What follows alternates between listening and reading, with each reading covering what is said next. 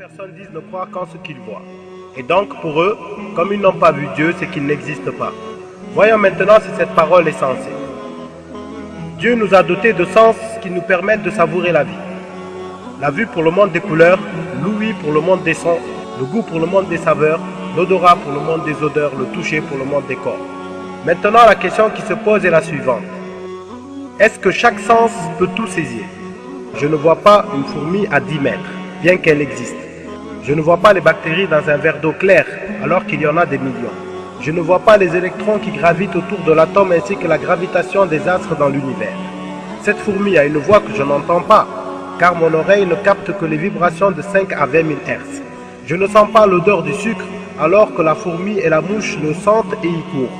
Les sens ne saisissent qu'une partie de leur monde. N'est-il pas possible qu'il existe entre le monde des couleurs et celui des sons un autre monde que je ne saisis pas car n'ayant pas le sens adéquat? Par exemple, l'aveugle de naissance peut, à l'aide de l'ouïe, savoir que la mer est bleue et que la prairie est verte, mais il ne peut saisir le bleu ou le vert. Le sourd peut apprendre les notes musicales, mais il ne peut en saisir la réalité. L'aveugle a-t-il le droit de nier l'existence de la couleur verte et le sourd la réalité de la musique puisqu'ils ne les saisissent pas? Une pièce par exemple. Une pièce t'apparaît totalement calme alors qu'elle contient toutes les chansons et les bruits qu'émettent aujourd'hui toutes les stations de radio.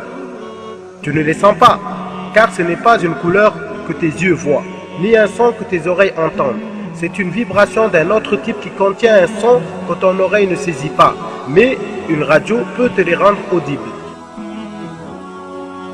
Tu ne sens pas les faibles variations de la pression atmosphérique, mais si tu utilises un baromètre, tu t'en rends compte. Tu ne saisis pas non plus les basses fréquences alors que le radar les saisit. Dans l'univers, de nombreuses choses ne rentrent pas dans le domaine des sens. Elles ne sont ni une couleur visible, ni un son audible, ni un inerte touchable, ni une odeur à sentir. Ai-je le droit de les nier car mes sens limités ne peuvent les saisir? Les sens sont-ils complets? Les anciens limitaient le nombre des sens à 5 et n'imaginaient pas qu'on puisse en rajouter.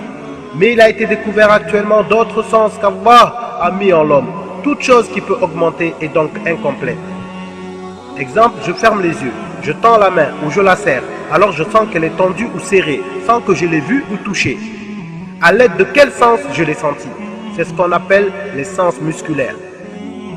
Je sens la fatigue, l'épuisement, la nausée, la bonne humeur et la crispation, sans recours à aucun des 5 sens, mais à l'aide du sens intérieur. Je marche sans dévier, alors qu'un enfant trébuche lors de ses premiers pas. Une personne à vélo ou un équilibriste du cirque font des figures étonnantes. Avec quel sens maintiennent-ils leur équilibre? Il existe un 8e sens, le sens de l'équilibre. Les scientifiques pensent avoir découvert l'endroit où Allah l'a placé. Dans l'oreille interne, une matière liquide en petite quantité assure cet équilibre.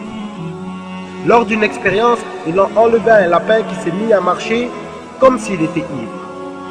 Cela nous montre que nous n'avons pas le droit de nier l'existence de certaines choses pour la seule raison que nous ne les saisissons pas avec nos sens. Pour ce qui concerne Allah, on est exactement dans le même cas. Allah, trop prestigieux pour se manifester dans ce monde, il cacha énormément de choses qu'il dévoilera seulement le jour de la résurrection.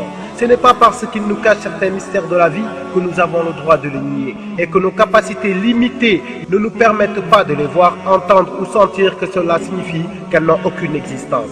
Donc si nos capacités terrestres ne nous permettent pas de voir une fourmi à 10 mètres, comment pouvons-nous voir le Dieu créateur, le sublime?